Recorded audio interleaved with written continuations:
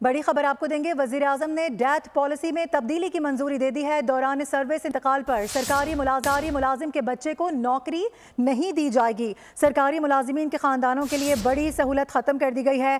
दीगर तमाम फवाइद मरने वाले मुलाजिमीन के अहल खाना को मिलते रहेंगे। इसी हवाले से बात करेंगे। फाहद चौधरी हमें ज्वाइन कर रहे हैं। फाहद, जिस तरह से कहा गया था कि बड़े फैसले लेने जा रहे हैं, नजर भी आ रहा है।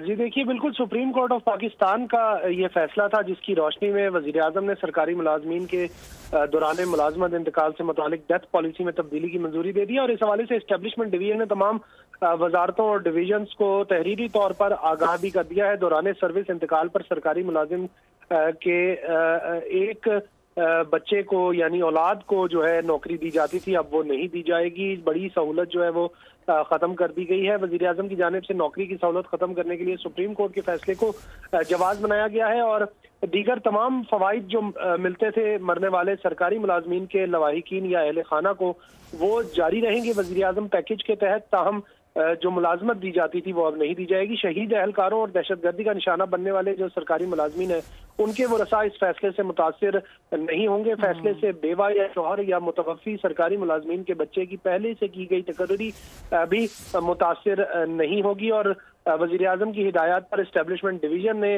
इस हुक्मनामे पर तमाम वजारतों को आमद दरामद यकीनी बनाने की हिदायत की है। सही, ठीक है। अपडेट करने के लिए बहुत शुक्रिया आपका फहद। सब्सक्राइब करें और बेल दबाएं ताकि कोई खबर रह न जाए।